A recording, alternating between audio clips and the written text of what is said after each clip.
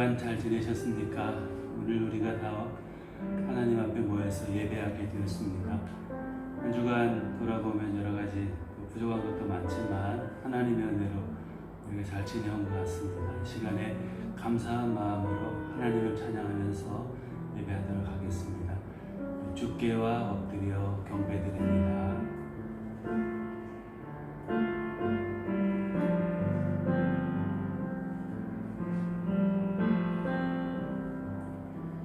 주께 엎드려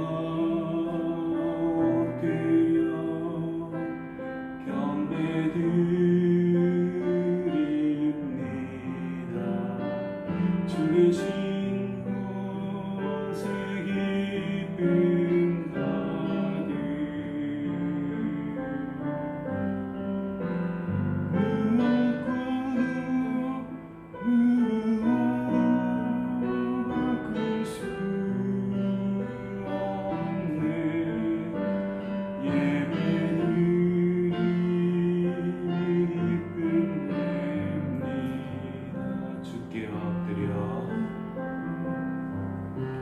주께 엎드려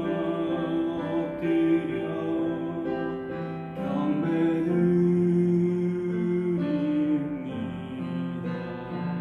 주 계신 곳에 기쁨 가득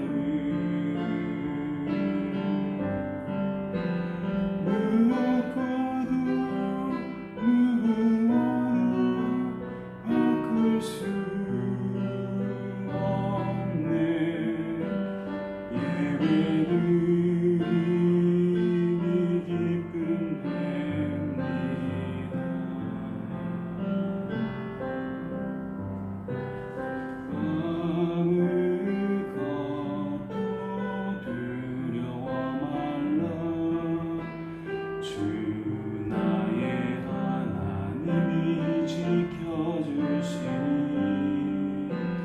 놀라지 마라, 겁내지 마라. 주님 나를 지켜주시네.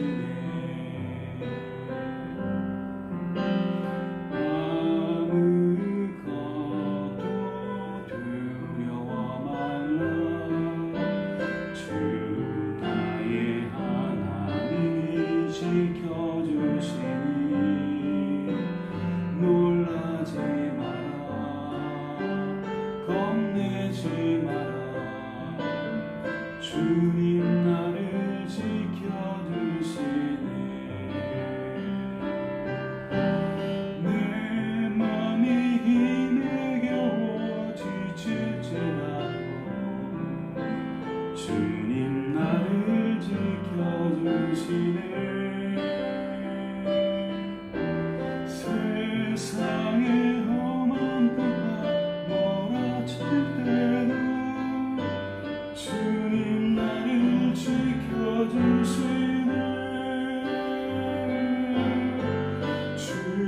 주님은 나의 산소, 주님은 나의 요새, 주님은 나의 소망, 나의 힘이 되신 영원.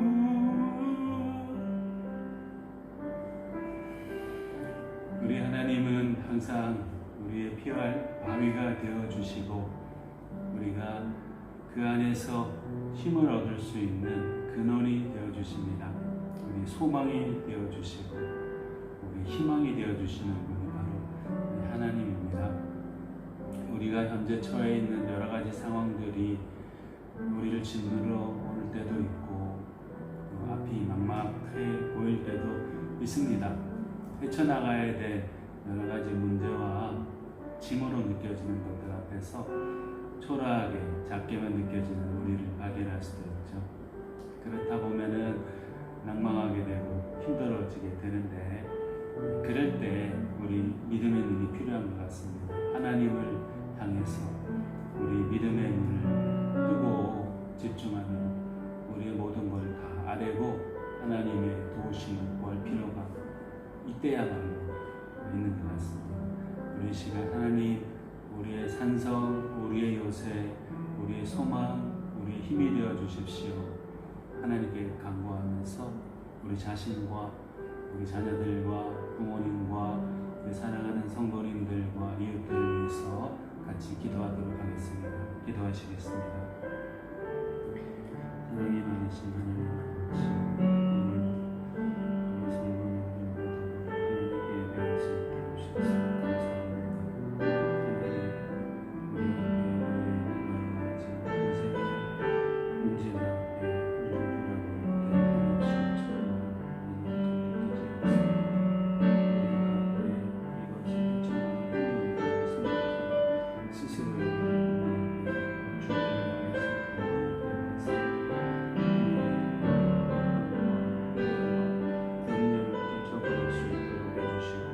우리의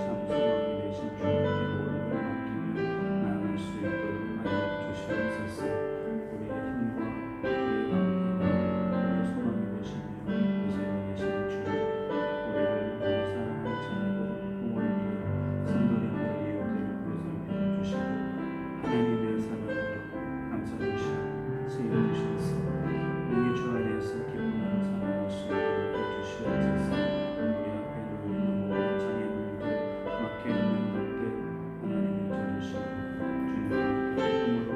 문제들 앞에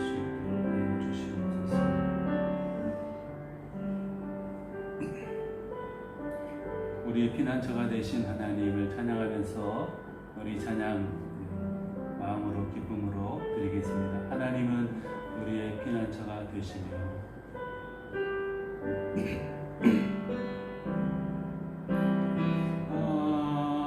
하나님은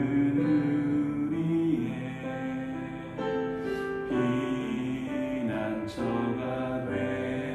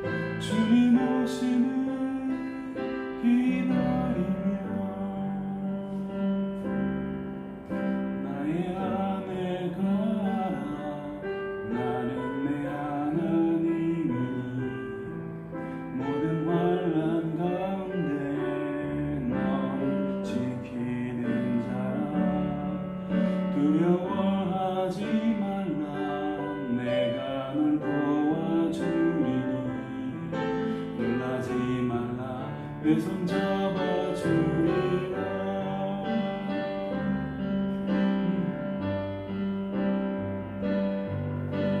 내가 너를 지명하여 불렀나니 너는 내 것이라.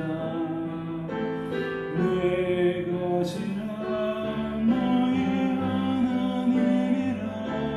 내가 너를 보배롭고 존귀하게 여기노라.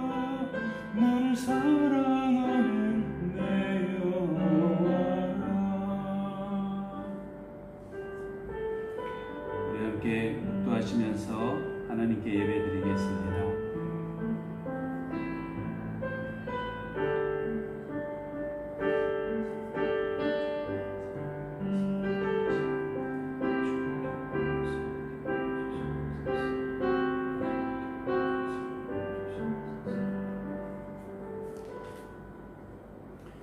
하나님이 세상을 이처럼 사랑하사 독생자를 주셨으니 이는 그를 믿는 자마다 멸망하지 않고 영생을 얻게 하려 하심이라.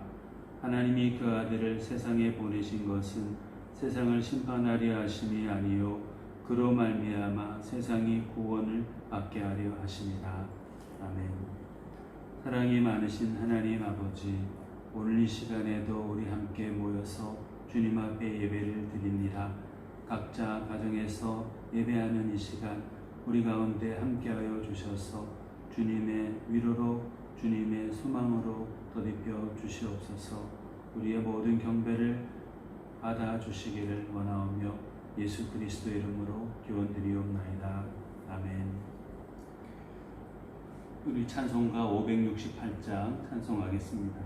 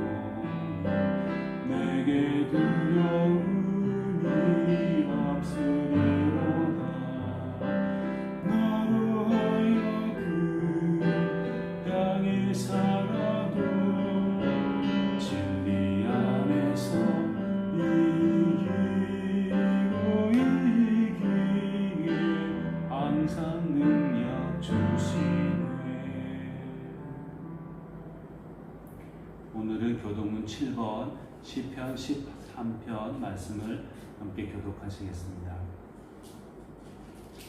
우리 오늘은 교독하지 않고 같이 처음부터 마지막까지 봉독하도록 하겠습니다. 여호와여, 어느 때까지니이까 나를 영원히 잊으시나이까? 주의 얼굴을 나에게서 어느 때까지 숨기시겠나이까? 나의 영혼이 번민하고 종일토록 마음에 근심하기를 어느 때까지 하오며 내 원수가 나를 치며 자랑하기를 어느 때까지 하리이까?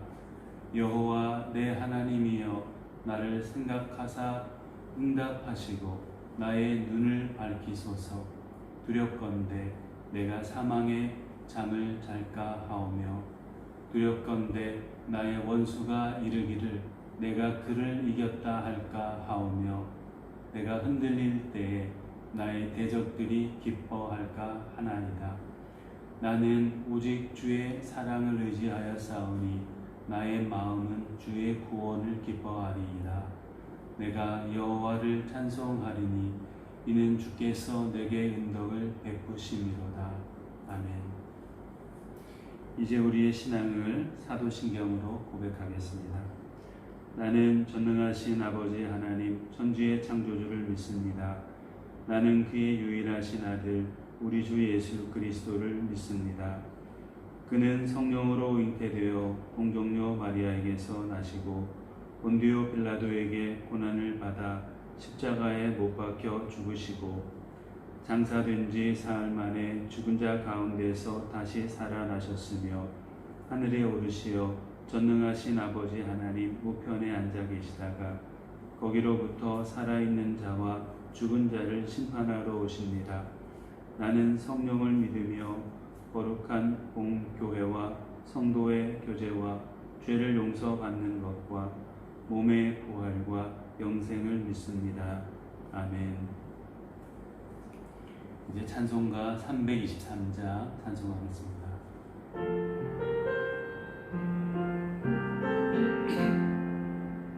푸른 나라 나서이모 어디든지 가오리다.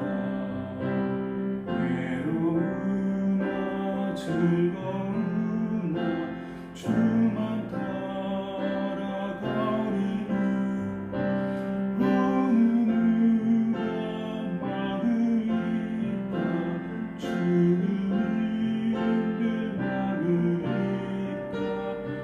어느 누가 막으리까 주님들 막으리까 아골골짝 빈들에도 요금 들고 가오리다. 소돔 같은 거리에도 사랑 안고 찾아가서 종의 몸에 주님 놓고 아낌없이 드리리라. 종의 몸에 주님 놓고 아낌없이 드리리라. 종의 영광 모든 권세 주님 홀로 받으소서. 멸시정대 십자가는 제가 지고 가오리다. 이름 없이 빛도 없이 감사하며 섬기리다. 이름 없이 빛도 없이 감사하며 섬기리다.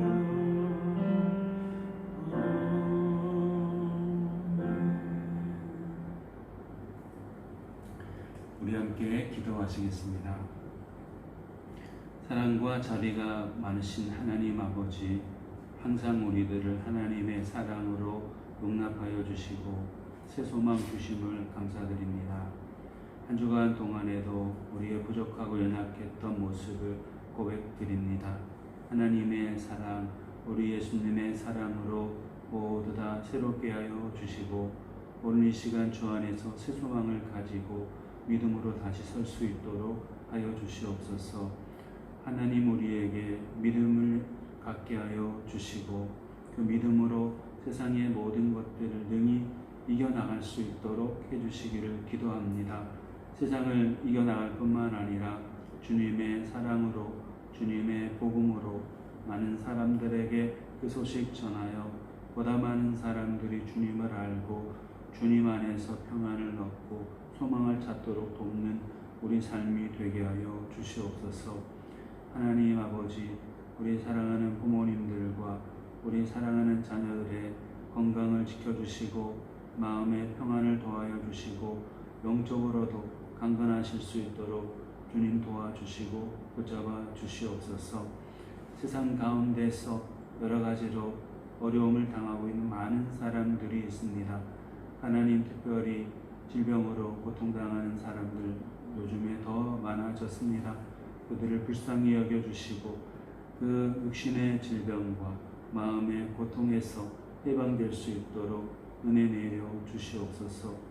하나님 아버지, 우리에게 주신 크고 작은 부르심과 소명들을 기억하게 하여 주시고 굳세게 붙잡아서 주님을 기쁘시게 해드리는 우리 삶이 되게 하여 주시옵소서. 오늘 시간에도 우리 가운데 하나님 함께 하여 주셔서 하나님 예비하신 은혜와 믿음, 소망, 사랑으로 채워주시기를 바랍니다. 감사드리고 우리 주 예수님의 이름으로 기도드립니다. 아멘.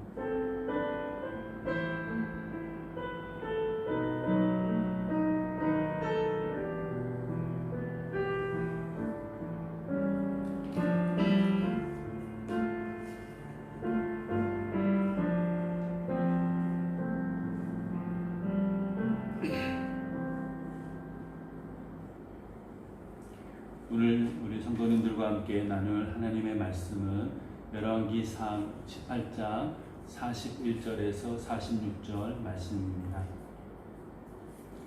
우리 말씀을 같이 봉독하도록 하겠습니다. 엘리야가 아합에게 이르되 올라가서 먹고 마시소서. 큰 비 소리가 있나이다. 아합이 먹고 마시러 올라가니라. 엘리야가 갈멜산 꼭대기에 올라가서 땅에 꿇어 엎드려 그의 얼굴을 무릎 사이에 넣고 그의 사환에게 이르되 올라가 바다 쪽을 바라보라. 그가 올라가 바라보고 말하되 아무것도 없나이다. 이르되 7번까지 다시 가라. 7번째 이르러서는 그가 말하되 바다에서 사람의 손만한 작은 구름이 일어나나이다. 이르되 올라가 아합에게 말하기를 비에 막히지 아니하도록 마차를 갖추고 내려가소서 하라 하니라. 죽음 후에 구름과 바람이 일어나서 하늘이 캄캄해지며 큰 비가 내리는지라. 아합이 마차를 타고 이스라엘로 가니 여호와의 능력이 엘리야에게 임하매 그가 허리를 동이고 이스라엘로 들어가는 곳까지 아합 앞에서 달려갔더라. 아멘.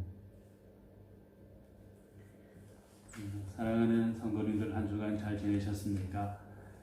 오늘은 믿는다는 것은이라는 제목으로 말씀을 나누어 가도록 하겠습니다. 믿음이 과연 뭘까? 믿는다는 것이 과연 어떤 것일까? 그래서 정의하기에 따라서 여러 가지 개념들을 우리가 생각해 볼 수 있겠습니다. 하지만 우리가 오늘은 이 본문 말씀을 중심으로 해서 엘리야를 통해서 믿음이란 무엇인지, 또 믿는다는 것은 무엇을 말하는 것인지, 또 믿는다는 사람은 어떻게 반응하고 행동하며 살아야 될지, 이런 것들에 대해서 한번 생각해 보려고 합니다. 믿는다는 것이 과연 무엇일까요? 믿으면 어떤 삶의 모습을 보이게 될까요? 먼저 믿음의 사람들은 하나님의 말씀에 귀 기울이고 순종하면서 헌신하는 삶의 모습을 가지게 됩니다. 본문보다 조금 앞서 있는 열왕기상 19장 29절에서 33절 말씀에 보면은 이런 말씀이 있습니다. 유다의 아사왕 제 38년에 오므리의 아들 아합이 이스라엘의 왕이 되니라. 오므리의 아들 아합이 사마리아에서 22년 동안 이스라엘을 다스리니라. 오므리의 아들 아합이 그의 이전의 모든 사람보다 여호와 보시기에 악을 더욱 행하여 느바세 아들 여로보암의 죄를 따라 행하는 것을 오히려 가볍게 여기며 시돈 사람의 왕 엣바알의 딸 이세벨을 아내로 삼고 가서 바알을 섬겨 예배하고 사마리아에 건축한 바알의 신전 안에 바알을 위하여 제단을 쌓으며 또 아세라상을 만들었으니 그는 그 이전에 이스라엘 모든 왕보다 심히 이스라엘 하나님 여호와를 노하시게 하였더라. 이런 말씀이 있습니다. 아합 왕은 북이스라엘을 22년 동안 통치했습니다. 아합은 이방 왕의 딸인 이세벨과 결혼하기도 하고 수도 사마리아에까지 바알 신전을 만들어서 바알 숭배를 많은 사람들에게 퍼뜨리는 그런 사람이었어요. 또 바알의 배우자 신이라고 불렸던 아세라까지도 만들어서 아세라를 숭배하는 그런 사람이 바로 이 아합이었습니다. 본문에 조금 전에 읽은 말씀처럼 이 아합은 모든 이전 사람보다 여호와 보시기에 더욱 악했고 하나님을 노하시게 했던 우상 숭배의 우두머리였던 것이죠. 절대 권력을 휘두르면서도 음란하고 악한 우상 숭배를 만연케 했던 사람. 왕이었기 때문에 누구 하나 그에게 우상 숭배에 대한 경계의 말을 조언해 줄 수 없었기에 자기 마음대로 더 많이 나쁜 행동들을 많이 했었던 그런 사람이었습니다. 그럴 즈음에 하나님께서 엘리야에게 이제 이렇게 말씀하셨어요. 열왕기상 17장 1절과 2절 말씀인데 제가 현대어 성경 번역본으로 한번 읽어드리도록 하겠습니다. 아합이 바알을 비와 풍년의 신으로 섬기기 시작할 즈음해서 주께서는 길르앗 지역의 디셋 마을에서 엘리야 선지자를 아합에게 보내 이와 같이 선포하게 하셨다. 내가 섬기는 이스라엘의 하나님 여호와께서 확실히 살아계심을 걸고 맹세합니다. 내가 다시 비가 오도록 기도하기 전에는 앞으로 몇 년 동안 이 땅에 비는 물론이고 이슬도 전혀 내리지 않는 무서운 재앙이 계속될 것입니다. 하나님께서 그 아합에게 가서 이렇게 이제 말을 하도록 이제 명령하신 거죠. 상상해 보면 엘리야가 하나님의 이 말씀을 들었을 때 등골이 오싹하고 어쩔 줄을 몰랐을 것 같습니다. 왜냐하면 절대 권력은 가진 왕, 그것도 비와 풍년의 신으로 알려졌던 바알을 열정적으로 숭배하는 그 아합 왕에게 가서 내가 섬기는 이스라엘 하나님 여호와께서 분명히 말씀하셨다. 내가 곧 엘리야죠. 내가 다시 비가 오도록 기도하기 전에는 앞으로 몇 년 동안 이 땅에 비는 물론이고 이슬도 전혀 내리지 않는 무서운 재앙이 계속될 것이다. 이렇게 말하라고 하나님의 지시를 들었기 때문이죠. 내가 잘못 들은 건 아닌가?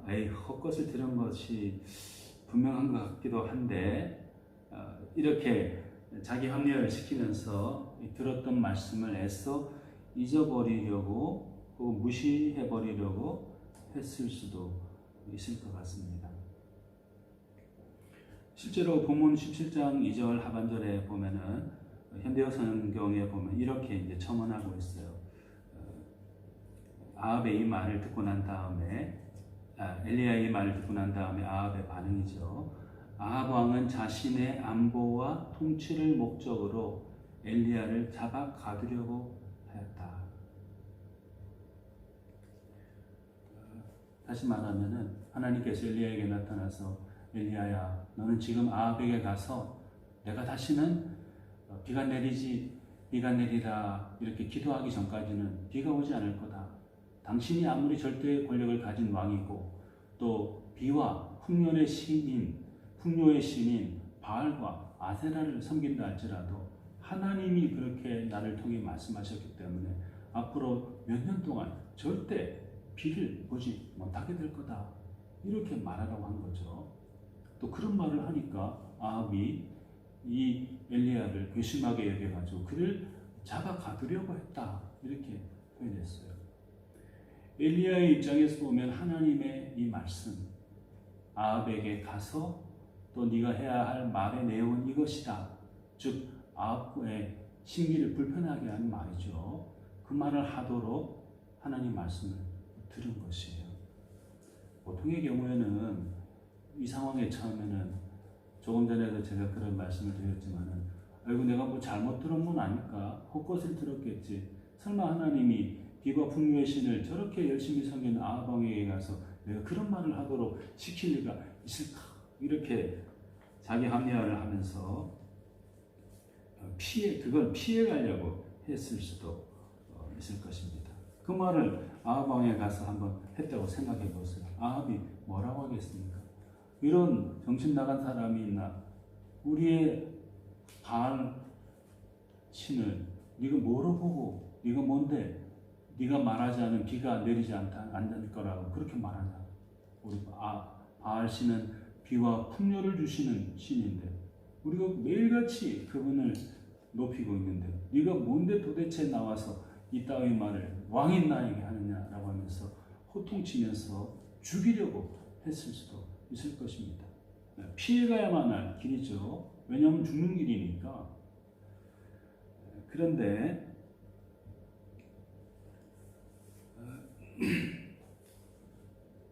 이 엘리야는 하나님의 자신에게 들려주신 말씀을 귀담아 듣고 불순종하지 않았어요. 목숨을 걸고 헌신하면서 순종하여 아합 왕 앞에 나갔어요.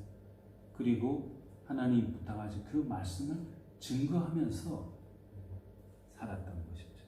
위험을 감수하고 자기들은 말씀에 따라서 순종하며 헌신했던 사람이 바로 이 엘리야 선지자였던 것입니다.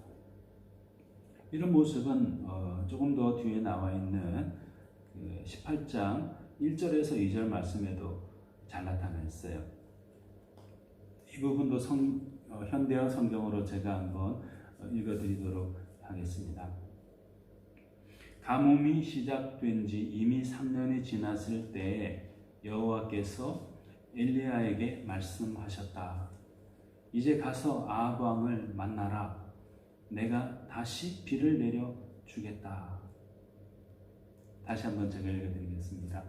가뭄이 시작된 지 이미 3년이 지났을 때에 여호와께서 엘리야에게 말씀하셨다.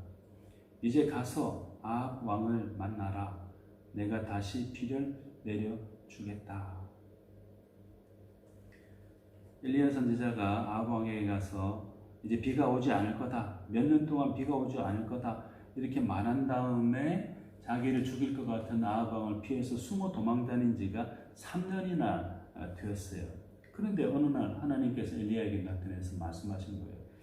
이제는 아합 왕에게 가가지고 하나님께서 비를 내려 주시겠다. 이렇게 말하라고 한 거죠. 자기를 잡아서 가두고 죽일 수도 있는, 또 죽이려고 했던 그 아합에게 가서 이런 말을 하라는 거죠. 지금 3년 동안 가뭄이 들어 죽을 지경인데 비가 올 기미도 보이지 않았는데 내가 말하지 않으면 비 절대 오지 않을 거다. 저주 섞인 것 같은 말을 하면서 숨어 들어간 그 엘리야라는 사람이 갑자기 나타나가지고 이제 비를 내려줄 거다. 이런 말을 하니까 왕이 얼마나 더 속이 상하고 괘씸하겠습니까? 저놈 때문에 비가 안 왔은 걸 수도 있겠다. 그런데 제가 뭐라고 또 와서 비가 내릴 거라고 하나님의 이름 들먹이면서 저 말을 하는가. 이렇게 생각하면서 저놈을 당장 잡아 죽여라. 이렇게 할 수도 있죠. 그런데 이 엘리야는 하나님의 말씀을 순종하고 아합 왕에게로 다시 나아갔어요. 그 당시 상황을 이제 2절에 보면은 이렇게 설명되어 있습니다. 현대어 성경에 보면은 엘리야는 아합을 만나러 사마리아로 떠났다. 수도 사마리아에는 이미 모든 곳간이 바닥났고 마실 물도 더 이상 없었다. 이렇게 되어 있었어요. 지금 아합을 만나러 갈 만한 상황이 아닌 거죠. 수도 사마리아 모든 곳간이 텅텅 비어 있고 먹을 게 없는 거예요. 그리고 마실 물도 바닥이 나서 더 이상 마실 물도 찾아볼 수 없는 거예요. 어쩌면 저 사람 엘리야 때문이다. 이렇게 지목받을 수도 있고 곤란한 처지에 놓일 수도 있는 엘리야였지만은 엘리야는 하나님의 말씀을 귀담아 듣고 순종해서 헌신하면서 죽음의 자리일지도 모르는 바로 그 자리로 나아갔던 것입니다. 사랑하는 여러분, 믿음이 뭘까? 믿는다는 게 뭘까? 또 믿는 사람은 어떤 태도를 보여야 될까? 이런 서두에 질문을 우리가 던졌죠. 근데 뭐 그렇다고 해야지 우리가 엘리야처럼 죽으러 가자 이런 말은 아니고요. 믿는다고 하면 하나님의 말씀에 귀를 기울일 수 있어야 되죠.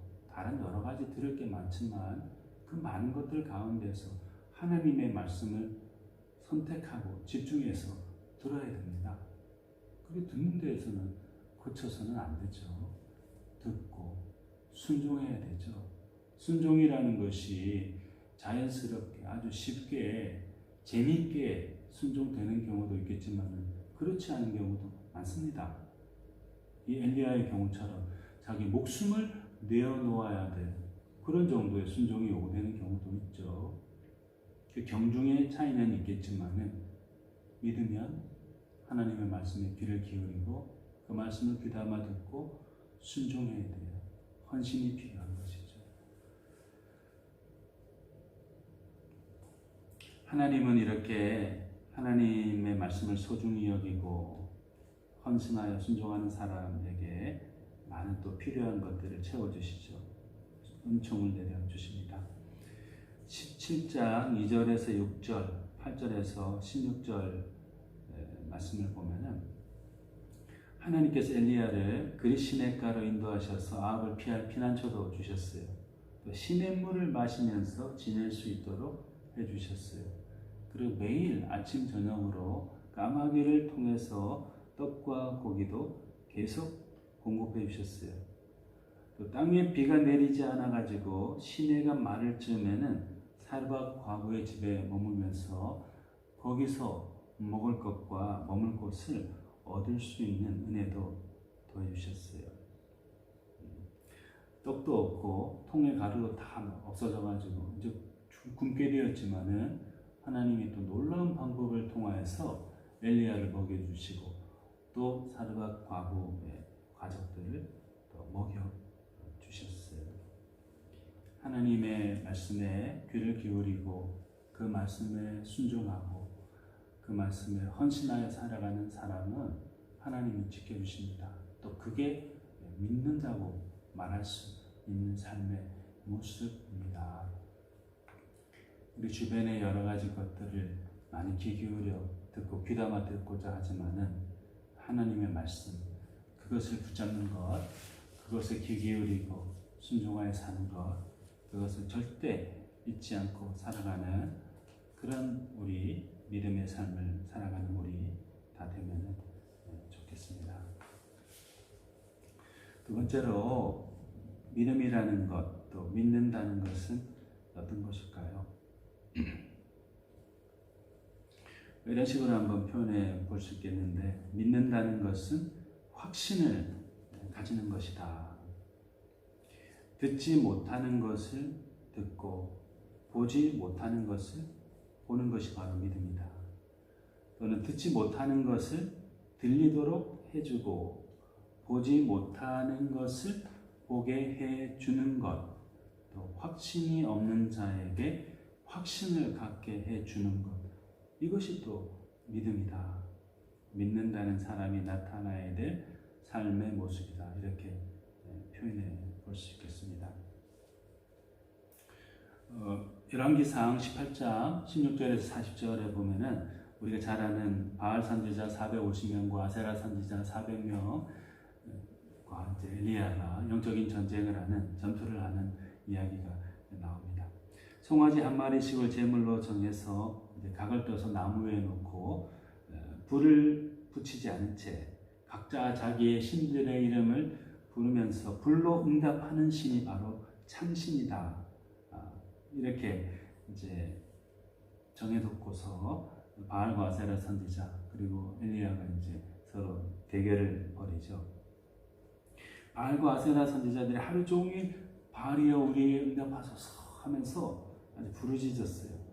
피가 흐르기까지 칼과 창으로 자기 몸을 이렇게 해하면서까지도 기도했죠. 그런데 아무런 반응이 없었어요. 그런데 엘리야가 돌로 제단을 쌓고 제단 주변에 고랑을 만들어서 번제물과 나무 위, 심지어 고랑에까지도 물을 다 가득 부었죠. 그러면서 저녁 소재 드릴 때쯤 기도했어요. 이렇게 기도했어요. 아브라함과 이삭과 이스라엘의 하나님 여호와여, 주께서 이스라엘 중에서 하나님이신 것과 내가 주의 종인 것과 내가 주의 말씀대로 이 모든 일을 행하는 것을 오늘 알게 하옵소서. 여호와여, 내게 응답하소서. 내게 응답하소서.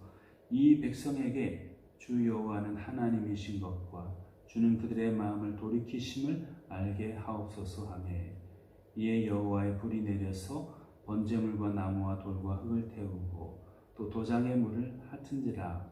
모든 백성이 보고 엎드려 말하되 여호와는 그의 하나님이시로다. 여호와는 그의 하나님이시로다. 이렇게 이제 말씀했습니다. 비와 풍년의 신이라면서 섬기던 바알 아세라는 아무런 반응을 나타내지 않았죠. 그러나 참 신이신 하나님은 불로 응답을 해주셨어요.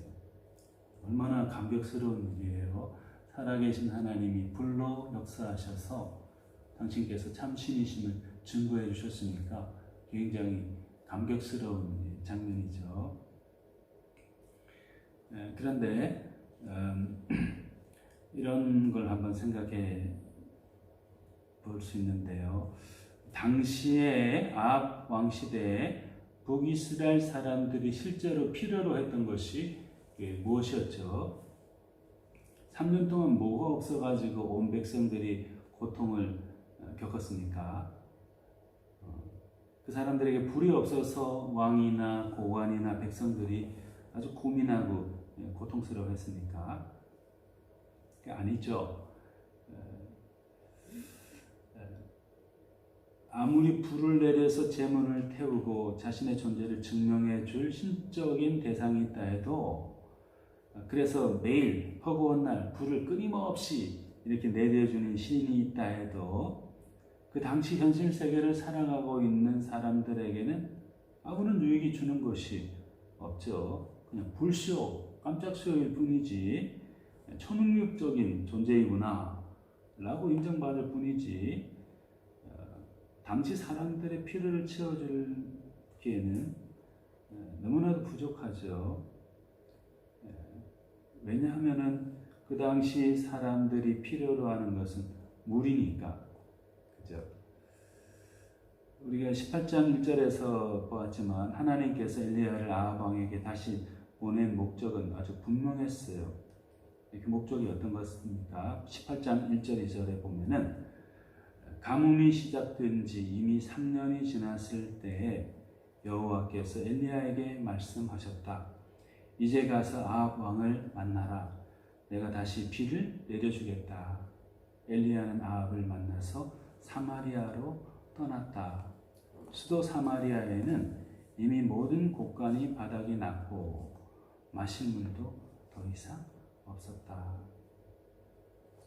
마실 물이 없어서 고통받는 백성들, 물이 없어서 메말라가는 땅과 산천 초목을 긍휼히 여기시는 하나님은 물과 비를 내려주시기 원하셔서 엘리야를 파송하셨죠. 그래서 아합 왕을 만나러 갔을 때 엘리야가 말한 것이죠. 41절에 보면 엘리야가 아합에게 이르되 올라가서 먹고 마시소서. 큰 비 소리가 있나이다. 이렇게 말했어요. 당시에는 불이 내려가지고 놀라운 일을 경험하고 불에 취해 있는 그 순간이었죠. 그런데 엘리야 선지자는 이제 올라가서 먹고 마시소서. 큰 비 소리가 있나이다. 이렇게 했어요. 다른 사람 어느 누구도 불은 봤지만은 진짜 자신들에게 필요한 물은 볼 수가 없었어요. 그리고 뭐 비가 내릴 거라는 건 상상도 못했고, 뭐 비가 내리는 것 같다라는 느낌이라든지 비가 내리는 소리를 들은 사람이 아무도 없었어요. 그런데 엘리야는 표현하기를 왕이여 올라가소서 먹고 마시소서 큰 빗소리가 있나이다. 이렇게 말했어요. 아무도 소리를 들을 수 없었는데 조그만 이슬비도 아니고 큰 비가 있나이다. 큰 빗소리가 있나이다. 이렇게 말했습니다. 현대인의 성경에 보면 폭우 소리가 들려옵니다. 이렇게 말했어요. 빗소리 아무도 못 듣는데 폭우 소리가 들려옵니다. 이렇게 말했어요. 그리고 또 쉬운 성경이라는 것에 보면, 물론 여러 가지 많은 다양한 표현을 해놓았는데, 쉬운 성경에 보면 곧 큰 비가 내릴 것이요 이렇게 말했어요. 큰 비가 곧 내릴 것이요 이렇게 말했어요. 아무도 얘기하지 못했던, 바라볼 수 없었던, 상상할 수 없었던 그 큰 비가, 조그만 비도 아니고 큰 비가 곧 내릴 것이요 이렇게 말한 것이죠. 또 현대어 성경이라는 다른 번역본에 보면은 좀 한 걸음 더 나아가서 이렇게 좀 표현했어요. 벌써 큰 비가 몰려오는 소리가 있나이다 이렇게 말했어요. 벌써 곧 올 것도 아니고 벌써 큰 비가 몰려오는 소리가 들립니다 이렇게 말한 거죠. 큰 빗소리, 폭우 소리, 곧 큰 비가 내릴 겁니다. 아니 벌써 큰 비가 내리고 있습니다. 아무도 들을 수 없었고 볼 수 없었고 기대하지도 못했던 것, 단지 불이나 보면서 어이구야 저놈의 신은 정말 위대한 신인가 봐, 여호와라는 신은, 사람들이 조금 두려워하면서도 빈정대면서 있었던 그 순간에 아무도 얘기하지 못했던 그 비의 소식, 물의 소식, 그것을 먼저 듣고 먼저 보고 또 다른 사람에게 듣게 해주고 보게 해주었던 사람이 바로 이 엘리야 선지자였던 것이죠. 하나님이 큰 비를, 폭우를 곧, 아니 벌써 우리 모두를 위해서, 당신들을 위해서 내려주고 계십니다. 이렇게 확신하면서 사람들에게 그 소리를 듣게 하고 보게 해주었던 마중물과 같은 역할을 했던 사람이 바로 이 엘리야였던 것이죠. 히브리서 11장 1절에 보면은 현대어 성경 번역본에 보면 이렇게 말씀하고 있습니다. 믿음은 무엇입니까? 믿음은 우리가 바라는 것이 반드시 이루어진다는 것을 확신을 갖는 게 아니겠습니까? 또한 아직 눈앞에 보이지 않는 미래에 이를지라도 우리가 기대하는 것이 반드시 우리를 기다리고 있다는 것을 의심하지 않는 게 아닙니까? 이렇게 말했어요. 도대체 믿음이 무엇입니까? 바라는 것이 반드시 이루어진다는 확신을 갖는 것 아닙니까? 아직 눈앞에 보이지 않는 미래에 이를지라도 우리가 기대하는 것이 반드시 우리를 기다리고 있다는 것을 의심하지 않는 게 아닙니까? 자기가 먼저 보고 자기가 먼저 듣고 또 그것에 대한 확신을 가지고 움츠러들어 있는 사람들에게 하나님의 그 사랑의 소식을 듣게 하고 보게 하고 확신하게 해주는 사람이 바로 믿음의 사람이죠. 예레미야 선지자는 이런 말도 했습니다. 예레미야 33장 2절과 3절에 이를 행하시는 여호와, 그것을 만들며 성취하시는 여호와, 그의 이름을 여호와라 하는 이가 이같이 이르시도다. 너는 내게 부르짖으라. 내가 내게 응답하겠고 내가 알지 못하는 크고 은밀한 일을 내게 보이리라. 이렇게 말했습니다. 이를 행하시며 그것을 만들어 성취하시는 하나님, 그 하나님께 나는 부르짖으라. 그러면 내가 너에게 응답할 것이고 네가 알지 못하는 크고 은밀한 일을 내게 보이리라. 이렇게 말했습니다. 사랑하는 성도님들, 우리 자신도 그렇지만은 세상에 있는 많은 사람들이 정말 무언가를 간절하게 보고 싶어하고 또 무언가를 간절하게 듣고 싶어합니다. 자기 인생의 문제를 해결해 줄 수 있는 그런 기쁜 소식, 나와 내 사랑하는 자녀와 부모님과 사랑하는 주변의 사람들이 아파하고 힘들어할 때 그 문제를 해결해 줄 수 있는 불이 아닌 물, 그런 것들을 원하고 있는 거죠. 그걸 누가 채워줘야 될까요? 물론 하나님이 다 채워주시죠. 하나님이 채워주신다는 확신을 먼저 가지고 하나님이 채워주시는 그 역사를 먼저 당겨서 확신 가운데 보고 듣는 사람, 그 사람이 바로 믿음의 사람들이어야 되죠. 우리여야 되죠. 우리가 보지 않고 듣지 않고 확신하지 않으면 누구에게 그걸 보여주고 듣게 해주고 확신하게 해줄 수 있겠습니까? 그게 바로 믿는 사람의 역할이죠. 또 의무입니다. 아이고 보이면 보고 안 보이면 그만이지. 들리면 그냥 듣는 거지 뭐. 안 들리는데 어떻게 들어? 확신이 와야 뭐 확신을 갖지. 나한테는 그런 게 올래나? 이러고 있으면 안 돼요. 잘 들리지 않으면 들리도록 해달라고 간절히 기도해야죠. 보이지 않으면 볼 수 있도록 눈뜨게 해달라고 간절히 기도해야 되죠. 확신이 없다면 확신할 수 있도록 도와달라고 하나님께 간절히 기도해야 됩니다. 그래야 믿음이 생기죠. 그래야 하나님의 역사를 보죠. 하나님이 내려주시는 그 문제 해결의 근원, 그것을 보게 되고 듣게 되고 확신하게 되고 갖게 되는 것입니다. 또 그걸 다른 사람에게 나누어 줄 수도 있는 것이죠. 사랑하는 성도님, 우리가 그런 믿음의 사람이 되어야 되지 않겠습니까? 그런 믿음을 우리가 가져야 되죠. 우리 사랑하는 성도님들 모두는, 저도 우리 사랑하는 성도님들 모두도 다 그런 믿음을 가지고 살아가는 그런 신실한 사람들이 다 되면 좋겠습니다. 마지막으로 믿음, 또 믿는다는 것은 어떤 것일까요? 믿는다는 분들에게 나타나야 될 삶의 모습, 그 특징들 가운데 어떤 것이 있을까요? 이건 never give up입니다. 결코 포기하지 않는 것, 굴하지 않는 태도, 그것이 호주에서 만들어진 그 라이언이라는 영화가 있대요. 저는 보지는 못했는데 인터넷에 보니까 그런 게 소개가 되어 있더라고요. 라이언이라는 영화인데 주인공은 사르 브리엘리라는 인도 사람의 이야기입니다. 5살 때 이 사르 브리엘리라는 사람이 형과 이렇게 가다가 형을 잃어버렸어요. 그러다가 또 진짜 집을 잃어버리고 해가지고 고아처럼 살게 되었어요. 기차역에서 형을 잃어버린 후에 미아가 되었는데 호주의 어느 가정에 입양이 되었어요. 그리고 거기서 이제 잘 자라다가 25년이 흐른 후에 30세쯤 되던 나이죠. 그때 구글 어스 있죠. 이게 구글 어스로 이렇게 세계의 여러 가지를 다 이렇게 바라볼 수 있잖아요.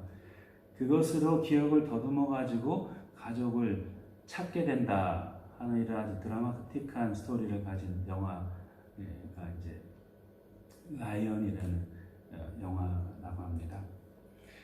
근데 영화가 개봉되기 몇 해 전에 그 책이 출판됐어요. 우리나라에도 그 집으로라는 제목으로 출판이 됐대요. 근데 원제목은 A Long Way Home 이렇게 돼 있어요. A Long Way Home.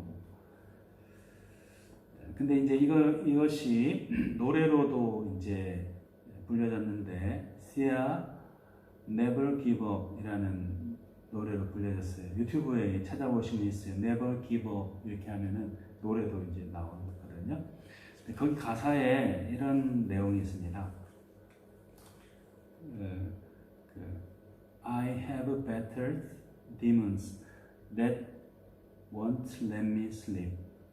나는 악마와 수많은 악마들과 싸워왔다. 어떤 악마냐면은 나를 재우려 들지 않는 수많은 악마들과 싸워왔다 하는 거죠. 5살 때 미아가 돼가지고 길을 잃으면서 사는 동안에 또 입양이 되긴 했지만 나름대로 얼마나 힘든 일이 많았겠어요. 그러니까 뭐 평소에도 그랬지만 잠잘 때도 얼마나 때로는 악몽을 많이 꾸지 않았겠어요. 자신을 잠재우려 들지 않는 악마들과 싸우는 그런 일들이 실제로 많았을 거예요. I've battled demons that won't let me sleep. 또 이런 가사가 있어요. Called to the sea, but sea abandoned me. 바다를 불렀지만은, 그러니까 바다를 부르며 도와달라고 외쳤지만은, 그러나 그녀는 바다죠. 날 운명 속으로 내동댕이 쳐버렸지. 이렇게 번역돼요. Sea abandoned me. 나를 포기해버렸다는 거죠. 그런데 그녀는 나를 운명의 속으로 내동댕이 쳐버렸지. 이렇게 해석되어 있어요. 그리고 and I won't let you get me down. 그리고 난 네가 나를 절망하게 만들도록 놔두지 않을 거야. I will keep getting up when I hit the ground. But I won't never give up. No, never give up. No, no. 이렇게 했어요. 나는 결코 포기하지 않을 거야. 그래, 난 결코 포기하지 않을 거야. 그러면서 이제 또 마지막에 나오는 게 I will find my way home. 이렇게 돼요. 난 집으로 돌아가는 걸 찾고 말 거야. 이렇게 이제 가사가 되어 있는데요. 영어를 잘하는 분이 읽으면 더 좋았을 텐데 결코 집으로 돌아가는 길을 찾는 것을 포기하지 않을 거다. 어떤 것도 자신을 절망으로 떨어뜨리도록 허락하지 않겠다. 결코 포기하지 않겠다. Never give up 하겠다. 라는 이런 주인공의 굳센 다짐과 몸부림이 여기 녹아있죠. 아무리 어려움이 있어도 무언가 시도하기를 포기한다면 정말 끝이 나는 거죠. 아무리 방해되는 것들, 지체되게 하는 것, 연기되게 하는 것들이 눈앞에 보인다 하더라도 그걸 뚫고 나가고자 하는, 거기 방해물 앞에서 포기하지 않고 뚫고 나가고자 하는 그런 자세가 있다면 무언가를 이룰 수 있죠. 포기하면은 거기서 끝인 거예요. 포기하면은 죽는 거예요. 가끔 유튜브에 이런저런 것들을 이제 찾아보기도 하는데 그 택견 있죠. 우리나라 옛날 태권도 아닌 택견, 옛날부터 내려오는 택견이 있는데 그 고수를 찾아서라는 프로가 있어요. 근데 그 프로에서 이제 결연 택견 협회의 대표로 있는 황인무라는 선생님을 찾아가서 인터뷰하고 영상으로 찍은 그 유튜브 내용이 있습니다. 근데 이 프로를 연출하는 분이 황인무 선생님을 굳이 섭외한 이유가 있어요. 그것은 황인무 선생님 이분의 성실함 때문에 그를 찾았다고 합니다. 뭐가 성실했을까? 이렇게 이제 우리가 의문을 품어볼 수 있는데요. 이 사람이 처음에 이제 택견 경기를 할 당시에는 한 15년 전 더 이상인가 봐요. 근데 체급을 나누지 않고 무제한으로 이제 체급 없이 대결을 한 거죠. 그렇기 때문에 그분은 아주 몸이 크거나 이렇게 비대하거나 이러지 않아요. 평범한 몸매를 가지고 있습니다. 그렇기 때문에 자기 한계를 뛰어넘기 위해서 자기가 더 강해져야 된다는 생각을 굉장히 많이 했대요. 그래서 15년부터 선택한 자기 단련법이 있었는데 손을 단련하는 거였어요. 손. 매일 아침에 일어나가지고 1시간 반 동안 그 나무나 벽 이런 데다가 조금 약간 좀 너무 무지할 정도로 이렇게 하시는데 1시간 반 동안 매일같이 이렇게 손등을 막 나무에도 치고 벽에도 치고 또 뭐 손바닥도 치고 손날도 치고 뭐 이 팔뚝도 치고 이런 식으로 1시간 30분 동안 매일같이 지금까지 15년 동안 그 일을 한 거예요. 그러니까 그분의 손에 보면은 여기에 무슨 두꺼운 장갑을 낀 듯이 이 손등에 뭔가를 넣은 듯이 불룩해요. 그리고 여기 막 피도 아래 있고 상처도 많고 하여튼 다른 사람보다 손 두께가 2배 이상은 되는 것 같아요. 그리고 이걸로 황인모 선생님이 1시간 반 동안 매일 이렇게 나무와 벽을 이렇게 계속 치다 보니까 이게 아파도 포기하지 않고 찢어져서 피가 막 흐르고 그래도 뼈가 어스러지고 그래도 15년 동안 1시간 반 동안 매일같이 이렇게 한 거예요. 매일같이 이렇게 그러니까 그 손 자체가 무기가 된 겁니다. 그래서 대리석 같은 거 또 2장씩 이렇게 깔아놓고 이렇게 아주 세게 막 이렇게 치지도 않아요. 그냥 이렇게 턱 이렇게 하는 것 같은데 깨져버려요. 대리석 2장이 엄청난 거죠. 그분의 힘이 어디서 나왔겠어요? 그 단련된 손이 어디서 비롯됐을까요? 포기하지 않는 거죠. 15년 동안 하루라도 안 아픈 적이 있었겠어요? 아무리 단련됐다 하더라도 두께가 이렇게 두껍고 다른 사람의 2배 이상 같이 그렇게 됐더라도 단단한 나무를 때리고 돌멩이를 때리고 하는데 벽을 때리는데 왜 안 아프겠어요? 그렇지만 계속 때리는 거예요. 네가 깨지나 내가 깨지나 마치 그 식으로 15년 동안 아마 그분은 거의 아마 돌아가시기 직전까지 하지 않을까 싶어요. 계속 자기 단련과 수련과 강인함을 위해서 그렇게 왔다. 포기하지 않고 굴하지 않고 노력해왔던 15년이 그분을 대가의 경지에 이르게 할 수 있었던 것이죠. 본문 42절 중반절에서 44절 상반절에 보면은 엘리야의 모습이 기록되어 있는데 엘리야가 갈멜산 꼭대기로 올라가서 땅에 꿇어 엎드려 그의 얼굴을 무릎 사이에 넣고 그의 사원에게 이르되 올라가 바다 쪽을 바라보라. 그가 올라가 바라보고 말하되 아무것도 없나이다. 이르되 7번까지 다시 가라. 7번째 이르러서는 그가 말하되 바다에서 사람 손만 한 작은 구름이 일어나더이다. 이렇게 말씀드리고 있습니다.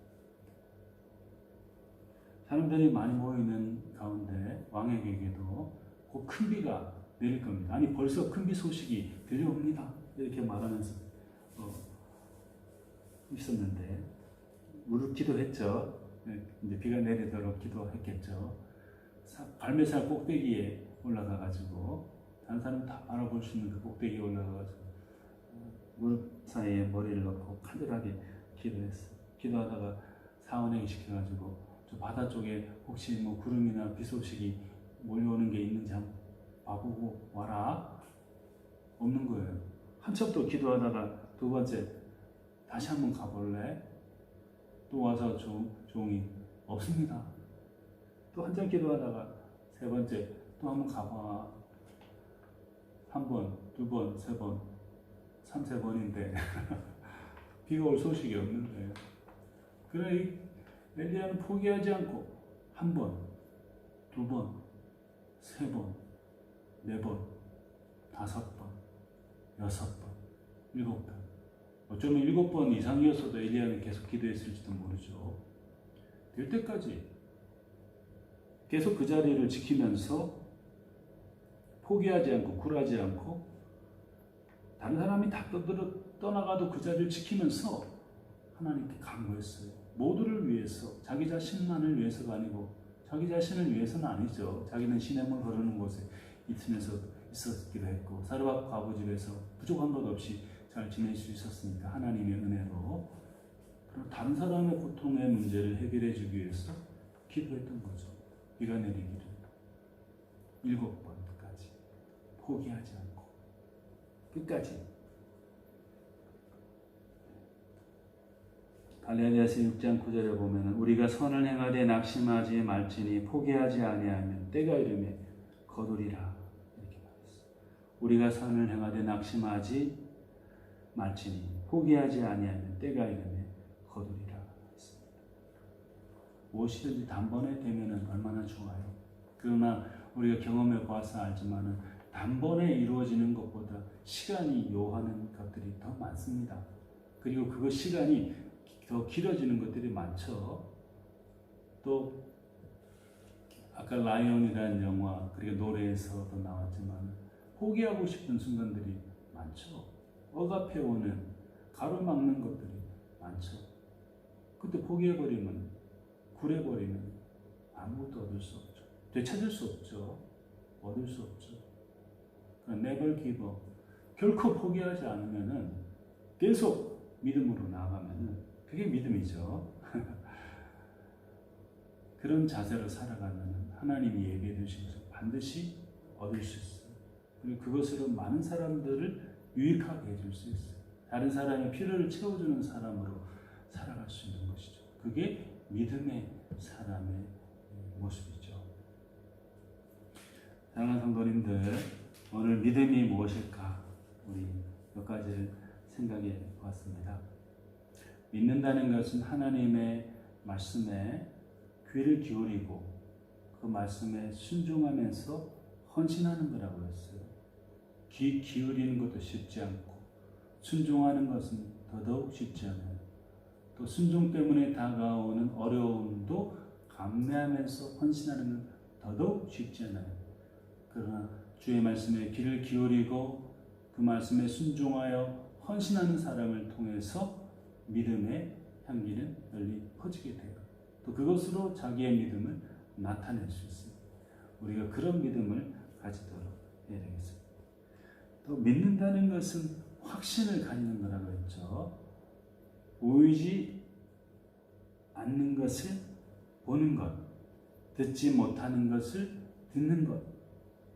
그래서 듣게 되고 보게 된 것들을 다른 사람들도 듣게 하고 보게 하는 사람이 바로 믿음의 사람이라고 했어요. 아무도 비소식을 듣지 못했을 때 엘리야는 믿음으로 그 비소식을 들었어요. 믿음으로 그 비 오는 것을 보았어요. 그리고 실제로 비가 오게 되었고 그 소리를 듣고 보게 되었어요. 그리고 그것을 다른 사람이 목격하고 들을 수 있도록 해줬어요. 믿음이 역사를 일으킨 것이죠. 그런 역사를 만들어내는 확신과 보는 눈, 듣는 귀를 가지고 살아가는 사람. 그 사람이 믿음의 사람이죠. 우리가 그런 사람으로 살아갈 수 있도록 해야 되겠습니다. 또 믿으면은 포기하지 않아야 돼요. 하나님이 반드시 주실 그것을 never give up. 결코 포기해서는 안 돼요. 기다리고 또 기다리고. 엘리야가 7번씩이나 무릎 사이에 머리를 조아리고 간절하게 기도했던 것처럼 하나님 앞에 우리의 사정을 아뢰고 또 우리가 힘쓰고 애쓰는 것들을 포기하지 않고 굴하지 않고 끝까지 사랑의 마음, 선한 마음으로 밀고 나아갈 때, 주지대 나아갈 때 그 결실은 반드시 우리가 거둘 수 있게 됩니다. 그 열매를 반드시 거두게 돼요. 또 그 결실과 열매로 필요로 하는 많은 사람들을 채워줄 수 있어요. 그런 훌륭한 믿음의 사람으로 우리 모두가 다 살아가면 좋겠습니다. 우리 같이 기도하시겠습니다. 사랑이 많으신 하나님 아버지, 우리가 참 믿음으로 살아갈 수 있도록 해주시옵소서. 온전한 믿음의 사람으로 살아갈 수 있도록 하여 주시옵소서. 하나님의 말씀에 집중하여 귀를 기울이고 그 말씀에 순종하고 헌신하는 우리가 될 수 있도록 해주시기를 간절히 기도합니다. 또한 하나님의 말씀에 대한 확신을 가지고 다른 사람이 보지 못하는 것을 보고 다른 사람이 듣지 못하는 걸 듣게 해주시고 또 우리가 보고 들은 것들 하나님의 그 사랑의 역사를 다른 사람들 또한 듣고 보게 하는데 쓰임받는 믿음의 삶이 되게 해 주시옵소서. 우리의 삶 가운데 역사하시는 하나님을 만나기 위해서 결코 어려움 가운데서도 장애물 앞에서도 포기하지 않고 굴하지 않는 강건한 믿음으로 살아갈 수 있도록 해주셔서 우리를 통해 역사하시는 하나님의 역사 그리고 하나님의 놀라운 은혜를 많은 사람들에게 나누어 줄 수 있는 우리 다 될 수 있도록 그런 참 믿음의 사람들이 될 수 있도록 하여 주시옵소서. 감사드리고 우리 주 예수님의 이름으로 기도드립니다. 아멘. 네, 우리 317장 1절과 4절 우리 찬송하면서 봉헌하도록 하겠습니다.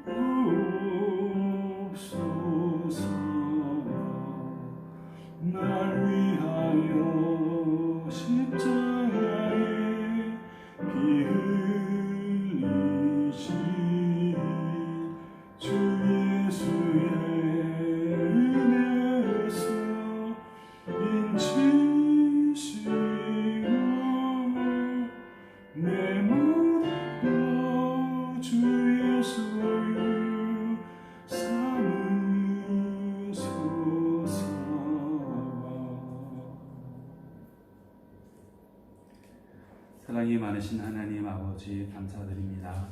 날마다 우리의 필요로 하는 것들을 공급하여 주시고 하나님의 사랑 속에 살아갈 수 있도록 해주심을 감사합니다. 하나님, 이 시간에도 주 앞에 드리는 우리의 마음과 정성, 이 물질을 기쁘게 받아주시고 하나님의 사랑을 전하는데 많은 사람들의 유익을 구하고 그들을 영적으로 새롭게 하는데 소중하게 쓰여질 수 있도록 하여 주시옵소서. 세상 곳곳에 여러 가지 형편으로 고통당하는 많은 사람들, 주님의 사랑을 몰라 몸부림치며 아파하는 사람들에게 하나님 우리가 나아가서 복음으로 증거할 수 있도록 해주시고 그분들을 살려내는 역할을 잘 감당할 수 있도록 해주시옵소서. 감사드리고 우리 주 예수 그리스도의 이름으로 응원 기도드립니다. 아멘. 우리 마지막 찬양, 내 안에 가장 귀한 것, 이 찬양하면서 예배를 마치겠습니다.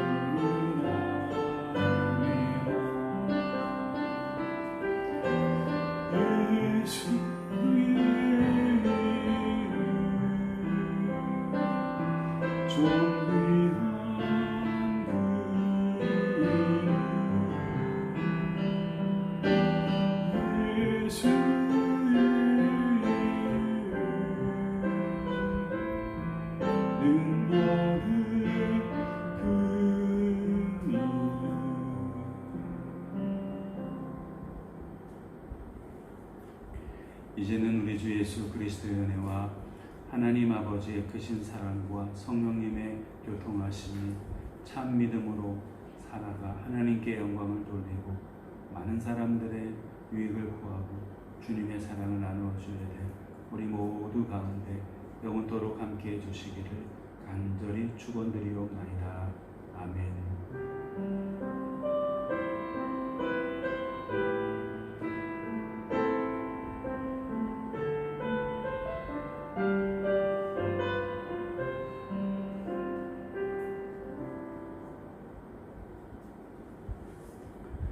사랑하는 성도님들, 한 주간 잘 지내셨습니까? 이번 주부터는 조금 더 자유로워져가지고 생활하시기 조금은 편리하시겠습니다. 하지만은 스스로 또 우리 사랑하는 가족들도 건강에 유의하면서 지낼 수 있도록 조심하는 생활들을 계속해 나가야 되겠습니다. 우리 코로나 바이러스 때문에 이곳에서도 한국으로 귀국하시는 분들이 많았는데요. 우리 교회도 여러분이 계셨고 또 우리로서는 좀 안타까운데 이번 주에도 두 분이 한국으로 가시게 됩니다. 이지훈 집사님, 또 권한나 집사님 두 분께서 그 가정이 또 한국으로 가시게 됩니다. 이번 금요일 날 가시는데 그 사이에 또 소식도 전하고 서로 격려하고 그랬으면 좋겠고요. 한국에 가신 분들, 또 가시는 분들, 또 여기 계신 분들 모두 다 서로의 평안을, 또 건강을 위해서 기도하고 중보했으면 좋겠습니다. 감사합니다. 다음 주에 또 뵙겠습니다.